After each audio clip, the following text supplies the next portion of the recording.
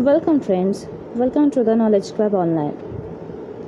Now I am going to discuss about the DNA helicase enzyme.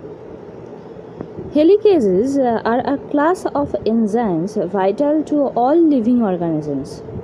Their main function is to unpackage an organism's genes.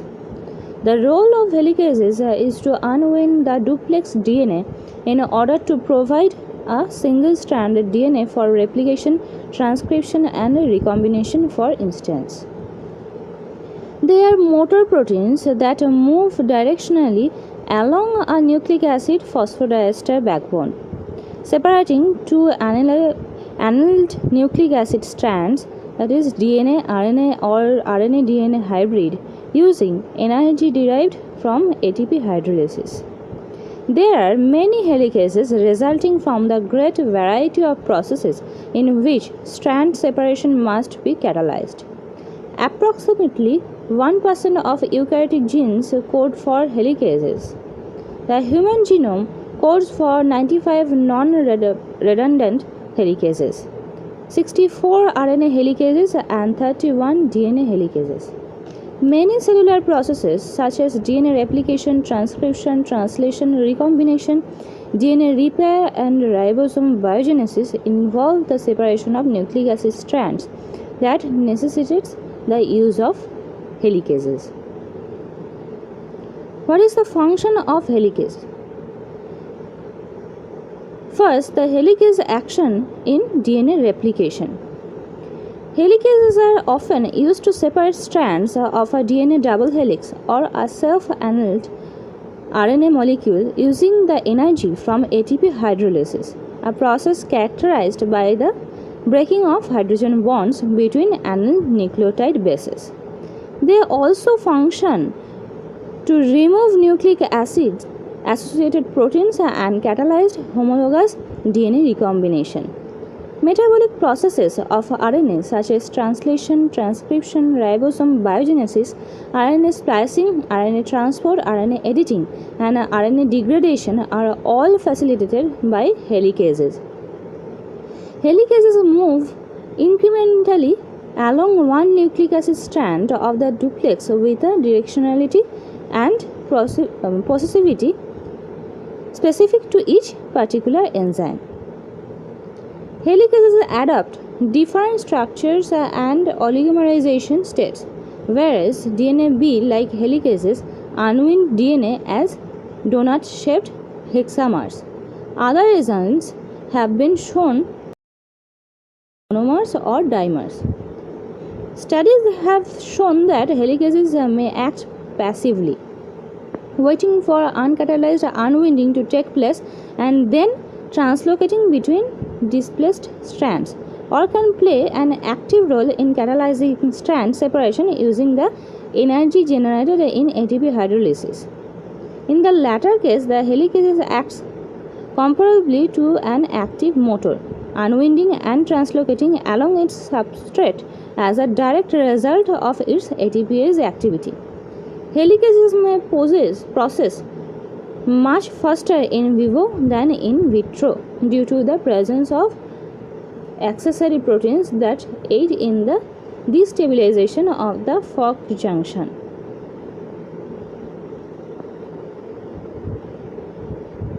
The activation barrier in helicase activity. Enzymatic helicase action such as unwinding nucleic acids is achieved through the lowering of the activation barrier of each specific action.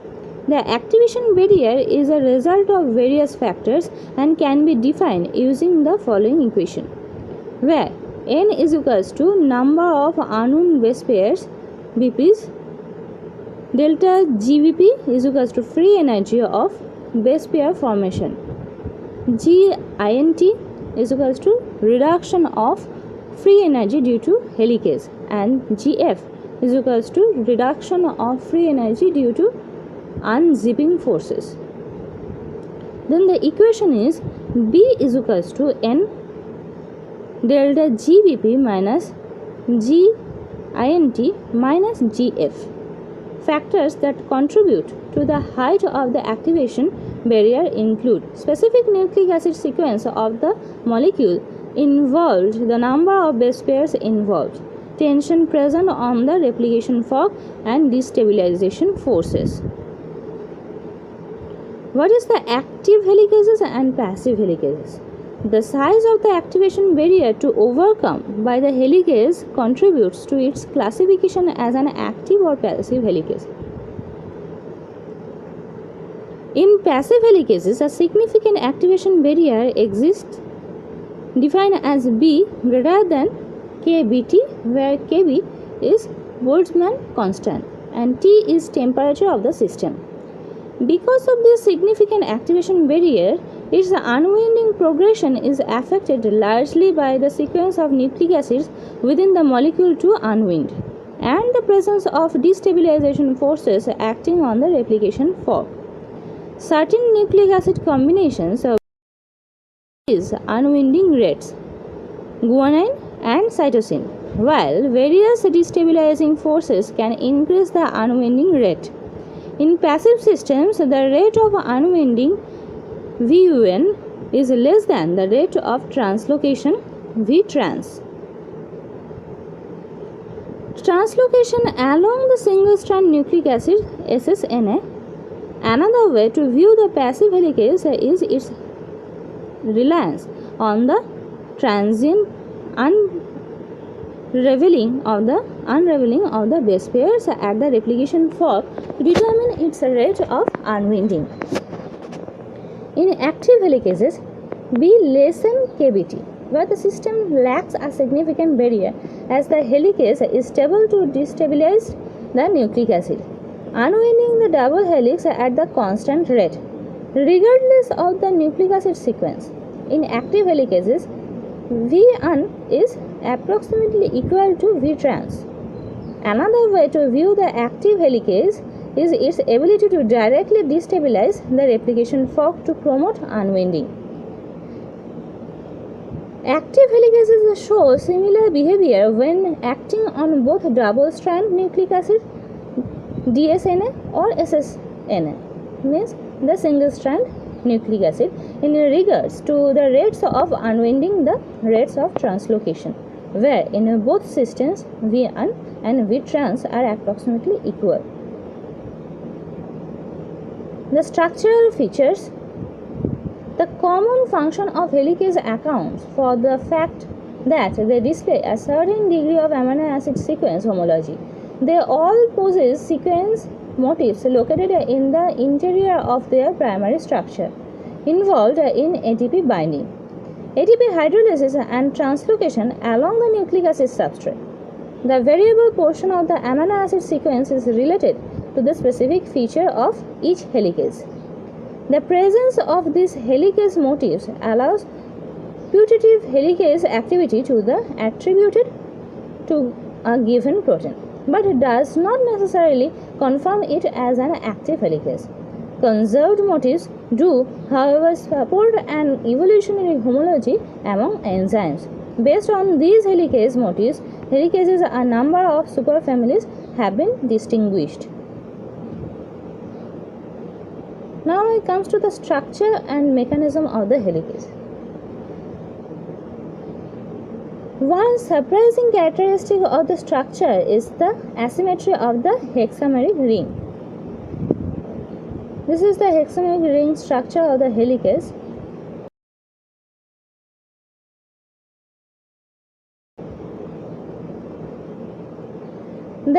This asymmetry in figure has major implications for the mechanism of enzyme. It means the nucleotide binding sites which are at the interface between the subunits are different and will be likely to have differing affinities for the NTPs. Of the 6 nucleotide binding sites, electron density which corresponds to bound nucleotide was only seen in 4 positions. These 4 positions are 2 sets of 2 equivalent sites. Of the 4 nucleotide containing sites, 2 have a strong electron density, suggesting an NTP binding site.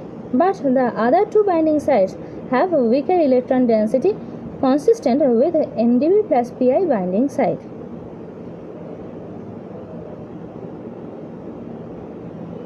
This picture shows the proposed binding mechanism for the T7 helicase at right to the F1 ATPase. Shown black are the non-catalytic alpha subunits of F1 ATPase. The states of the three sites may interconvert from NTP bound to MT as nucleotide hydrolysis occurs. This would allow NTP hydrolysis to run around the hexameric ring. Now comes to the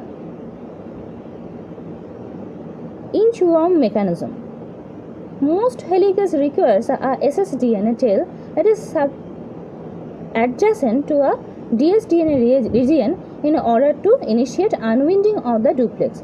Hence, the ssDNA serves as a loading strand and a starting point to unwind duplex DNA. But some helicases can operate at blunt end.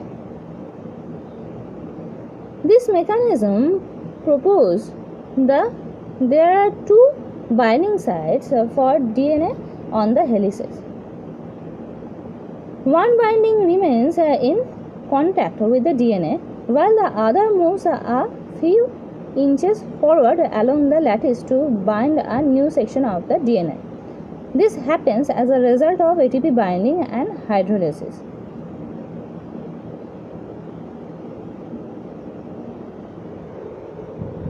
As proposed to DNA B helicase, PCRA is a monomeric enzyme that is proposed to contain two binding sites for ssDNA and dsDNA. Its catalyzed activation of a single base of DNA and another is active distortion of the duplex. This is the Inchworm model for PCRA helicase activity.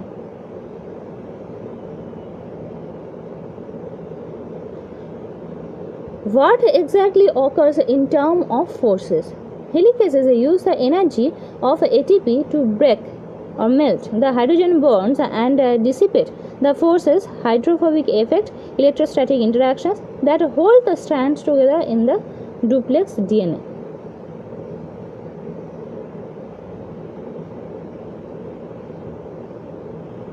Now I come to the next mechanism of T7 primase or helicase. Researchers think that the T7 helicase is dependent on primase, meaning that the primase or helicase complex from the T7 bacteriophage is required for unwinding duplex DNA. This next is the extra-crystallized structure of the primase and helicase domains, and it shows both work together. It consists of two parts: the possible mechanism of DNA unwinding by the helicase domain, the mechanism of RNA primer synthesis by the primase binding domains. But for the purpose if this presentation, the primer synthesis part of the helicase. Now I come to the superfamilies of the helicase. Helicases are classified in 6 groups superfamilies based on their shared sequence motifs. Helicases not forming a ring structure are in superfamilies 1 and 2, and ring forming helicases form part of superfamilies 3 to 6. Helicases are also classified as alpha or beta depending on if they work with single or double strand DNA. Alpha helicases work with single strand DNA and beta helicases work with double strand DNA. They are also classified by translocation polarity. If translocation occurs 3', 5', the helicase is type A. If translocation occurs 3', 5', 3', it is type B. First, the superfamily 1, SF1. This superfamily can be further subdivided into SF1A and SF1B helicases. In this group, helicases can have either 3' to 5', SF1A or 5' to 3', SF1B subfamily translocation polarity. The most known SF1A helicases are REP and UVRD in gram-negative bacteria and PCRA helicase from gram-positive bacteria. The most known helicases in the SF1B group are RECD, RECD and DDA helicases. Superfamily 2, SF2. This is the largest group of helicases that are involved in varied cellular processes. They are characterized by the presence of 9 conserved motifs Q1, 1A, 1B and 2 through 6. This group is mainly composed of dead box RNA helicases. Some other helicases are included in SF2 are the RECQ-like family and the SNF2-like enzymes. Most of the SF2 helicases are type A with a few exceptions such as the XPD family. Superfamily 3, SF3. Superfamily 3 consists of helicases encoded mainly by small DNA viruses and some large nucleocytoplasmic DNA viruses. They have a 3' to 5' translocation directionality, meaning that they are all type A helicases. The most known SF3 helicase is the papillomavirus E1 helicase. Next, the superfamily 4, SF4. All SF4 family helicases have a type B polarity, 5' to 3'. The most studied SF4 helicase is GP4 from bacteriophage T7. Superfamily 5, SF5. Rho proteins conform the SF5 group. Superfamily 6, SF6. They contain the core AAA plus that is not included in the SF3 classification. Some proteins in the SF6 group are mini chromosome maintenance, MCM, RUVB, RUVA and RUVC.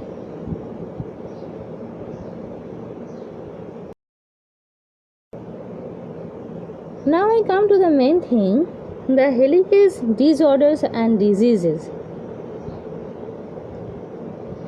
First, the ATRX helicase mutations.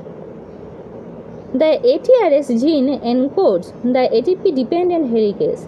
ATRX also known as XH2 and XNP of the SNF2 subgroup family.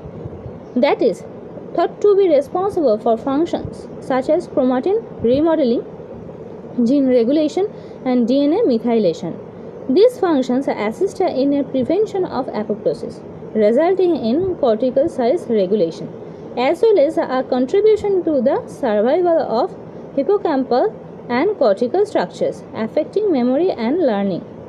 This helicase is located on the X chromosome, XQ13, 1Q21.1.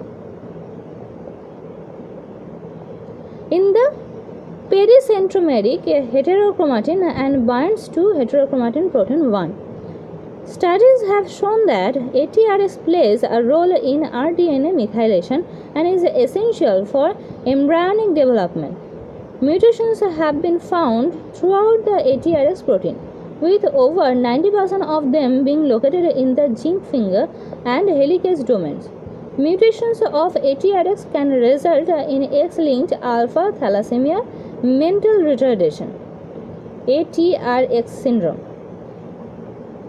Various types of mutations found in ATRX have been found to be associated with ATRX, including most commonly single base missense mutations, as well as nonsense, frameshift and deletion mutations.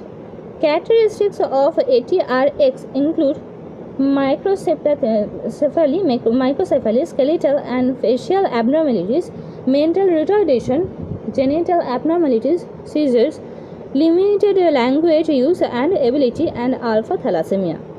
The phenotypes in in ATRX suggests that the mutation of ATRX gene causes the downregulation of gene expression, such as the alpha globin genes. It is still unknown what causes the expression of the various characteristics of ATRX in different patients.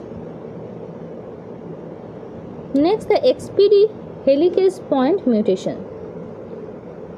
XPD, Ectodermal pigmentosum factor D, also known as protein ERCC2, is a 5'3' superfamily 2.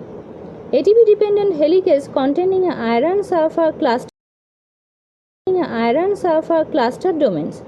Inherited point mutation in XPD helicase have been shown to be associated with accelerated aging disorders such as Cockayne syndrome (CS) and trichothiodystrophy (TTD).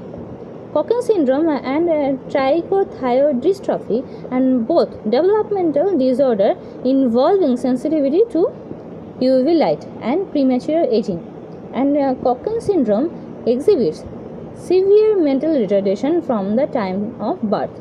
The XPD helicase mutations has also been implicated in ectoderma pigmentosa (XP), a disorder characterized by sensitive to UV light and resulting in a several thousand-fold increase in the development of skin cancer. XPD is an essential component of the TF2H complex, a transcription and repair factor in the cell. As part of this complex, it facilitates nucleotide excision repair by unwinding DNA. TF2H assists in repairing damaged DNA such as sun damage. A mutation in the XPD helicase that helps from this complex and contributes to its function causes the sensitivity to sunlight seen in all three diseases, as well as the increased risk of cancer seen in XP and premature aging seen in trichothiodystrophy and Cockayne syndrome. XPD helicase mutations leading to trichothiodystrophy are found throughout the protein in various locations involved in protein-protein interactions.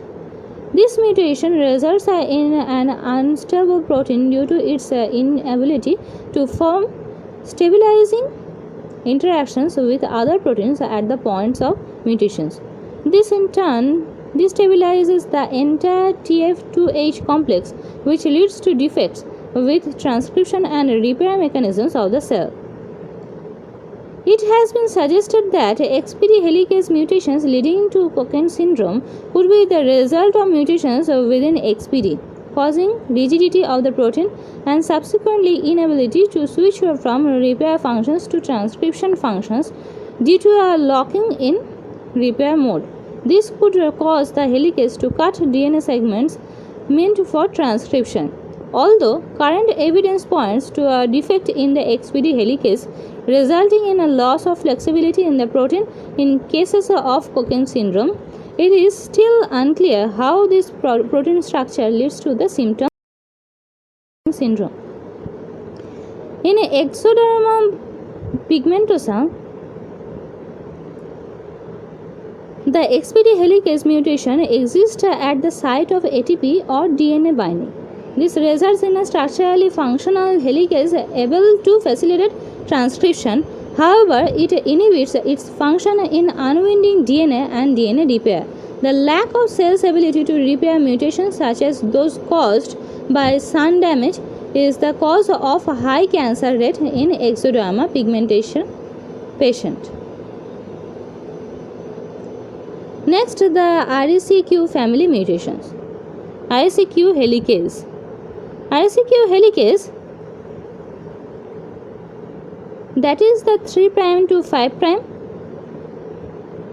belonging to the superfamily 2 group of helicases, which help to maintain stability of the genome and suppress inappropriate recombination. Deficiencies and or mutation in RECQ family helicases display aberrant genetic recombination and or DNA replication, which leads to the chromosomal instability and an overall decreased ability to proliferate. Mutation in REQ family helicase BLM, RECQL4 and WRN, which play a role in regulating homologous recombination, have been shown to result in the autosomal recessive diseases Bloom syndrome (BS), Rothmund-Thomson syndrome (RTS), and Werner syndrome (WS) respectively. Bloom syndrome is characterized by a predisposition to cancer with early onset with a mean age of onset of 24 years. Cells of Bloom syndrome patients show a high frequency of reciprocal exchange between sister chromatid and excessive chromosomal damage. There is evidence to suggest that BLM plays a role in rescuing disrupted DNA replication in replication fork. Werner syndrome is a disorder of premature aging with symptoms including early onset of atherosclerosis and osteoporosis and other age-related diseases, a high occurrence of sarcoma, and death often occurring from myocardial infarction or cancer in the 4th to 6th decade of life. Cells of Werner syndrome patients exhibit a reduced reproductive lifespan with chromosomal breaks and translocations, as well as large deletions of chromosomal components causing genomic instability. Rothmund-Thomson syndrome, also known as congenital, is characterized by premature aging, skin and skeletal abnormalities, rash, poikiloderma, juvenile cataract, and a predisposition to cancers such as osteosarcomas. Chromosomal rearrangement causing genomic instability are found in the cells of Rothmund-Thomson syndrome patients. This lecture may be helpful to you. Thank you. Welcome.